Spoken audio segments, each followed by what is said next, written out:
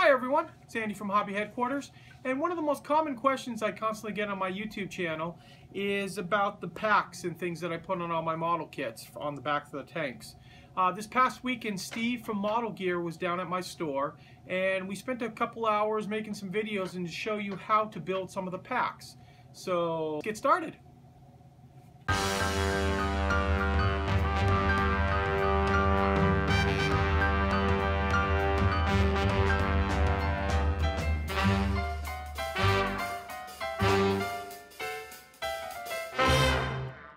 Okay, now Steve is going to show us how to improve some of the kit parts, some of the accessories that come in the kit, and he's going to make his own. Okay, well these tarp bundles, rolls, supplies, whatever, they look all right. They'll look good if you paint them up right, but they're kind of boring. You know, they're a little bit boring, and if you build two vehicles, they all get the same stuff on them, and that's extra boring.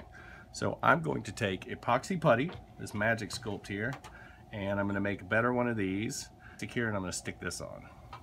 First piece I'm going to make is one of those large ones. So I took the two-part epoxy putty, rolled it together, squished it up. So I'm going to take the epoxy putty and duplicate this piece, or make something similar that it looks a little more original, a little more detail. My favorite sculpting tool is always the toothpick. So I like to roll, crease, kind of push on it, give you your general shape, and then we can go back and add straps and things to it later. What I'm going to do now is I'm going to prop it up a little bit, and I'm going to use this string here. This is silk bead cord, and this specific kind is called Griffin, and it comes from Germany, and it's really good stuff. It looks like rope, and it's nice and strong. But I'm going to wrap it around here so it looks like this bundle has been tied down.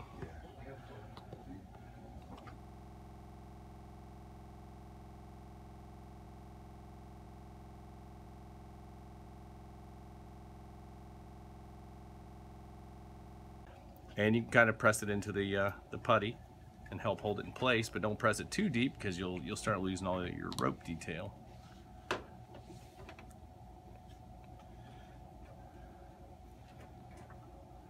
But you know, it looks like they tied it down in a hurry.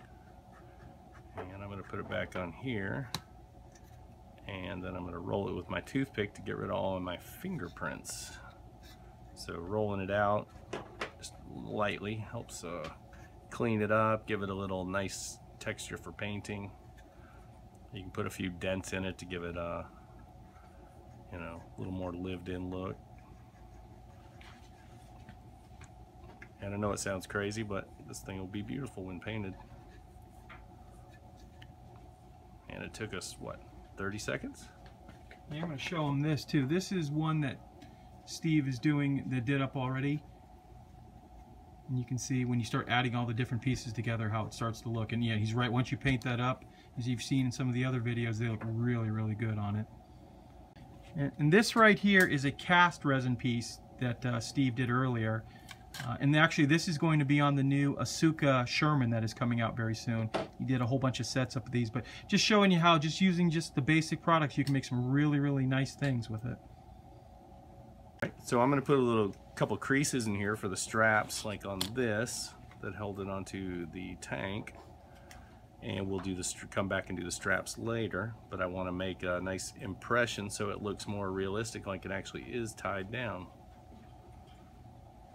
And I'm just going to use the back of my X-Acto knife to do that.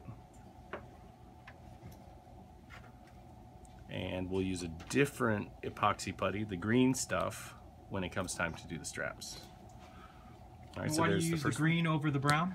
The brown tends to dry very hard, very stiff. The green is a little more flexible, but I can roll it out a lot thinner and make a thin little tube and then flatten it a little bit to make a strap. And it's a lot easier to work with, and you can just dunk it in water to make it less sticky. I'll show you that this is the green stuff he's talking about.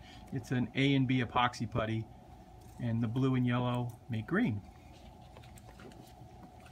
All right, and now we'll go ahead and do this other large one here, but I'm going to do it a little different. I'm going to do like a bundle piece as well as attach it to a crate and maybe a couple little blankets.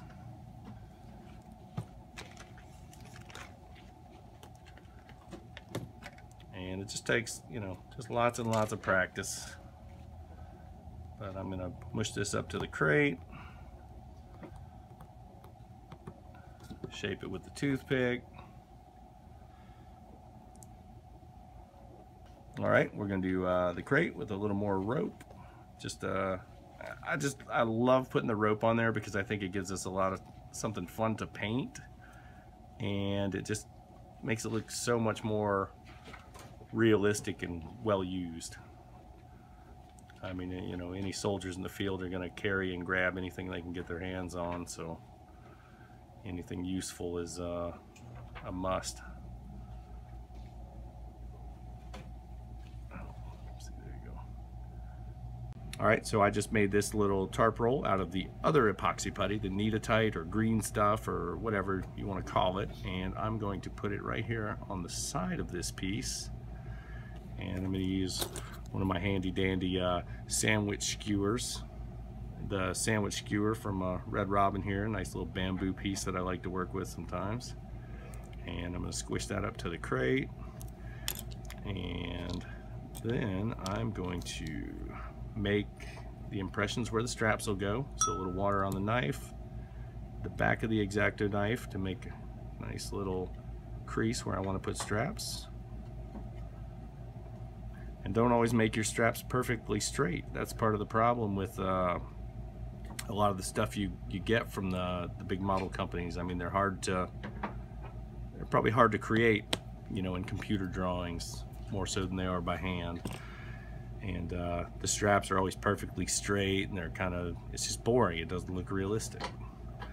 All right, I'm gonna take a little bit of the brown epoxy putty that we used before, and I'm going to put these two little blanket pieces or tarp rolls or signal panels or whatever you imagine these are.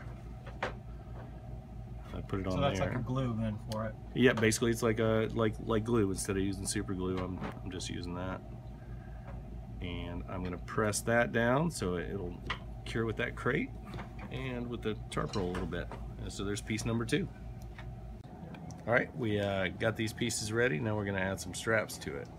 So what I like to do is I like to roll out the putty into a nice little pencil lead, I guess you might call it. And then I'll trim a piece. And then I roll it with a wet toothpick like a rolling pin, lightly. Kind of flattens it just a little bit.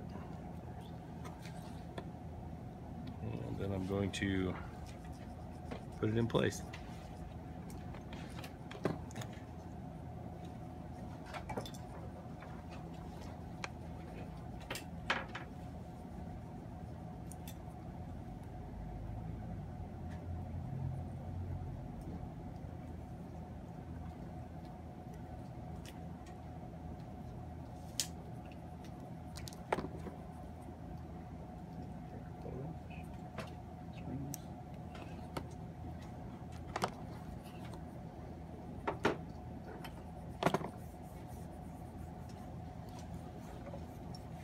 You want to get it nice and even so the strap is kind of the same size all the way across.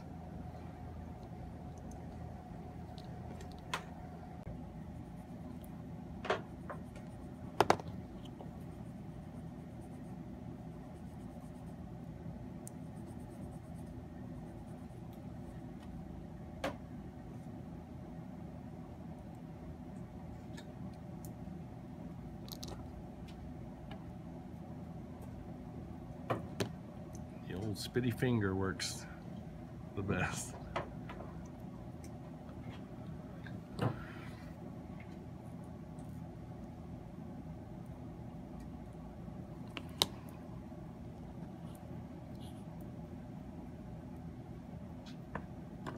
I hope this isn't supposed to be sitting vertical on your M113 there, Dave. This one may it's not all be horizontal. Useful. Yeah.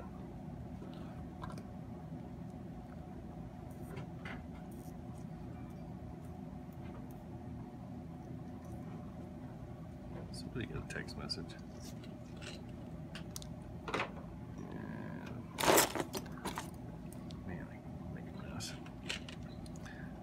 me some glasses. That's the tool you made earlier, right, with the little square? Correct. I can't see.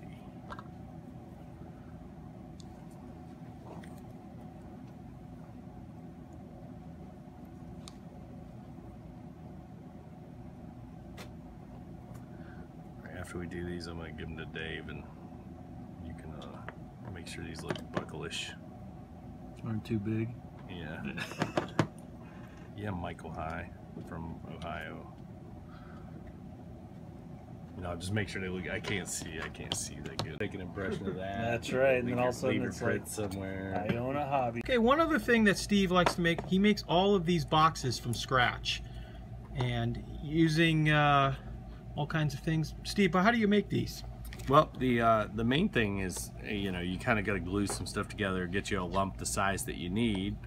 But the wood grain is the most important part, and the easiest way to do that is cheap 100 grit sandpaper and whatever piece you want to wood grain.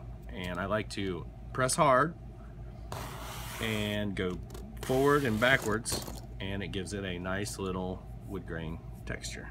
And once you dry brush that, that'll look really, really good. And you just do that on all your different sides. It's a little tedious, takes a lot of time, but I mean, this might be a nice little piece of you know, debris, you know, next to a broken building, you know, a door lintel, a window casing, you know, something that you're putting bricks around.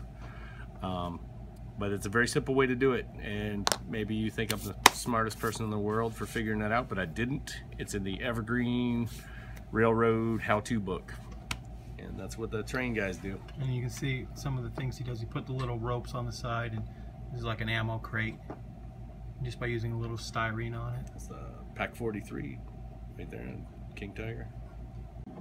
So finally, this is an example of some of the work that Steve has done using that same kind of bags and packs. He also put a little poles and showing you some of the way he makes his straps. Steve actually owns Value Gear, which I'll give you their name and address and stuff that if you want to order some of his product. He makes very, very good product. Now these are actually resin cast versions of it, so he makes his, obviously, his master. And I hope to have a video in the near future showing you how to do some resin casting as well. Thank you very much for watching, and stay tuned because we have more videos coming.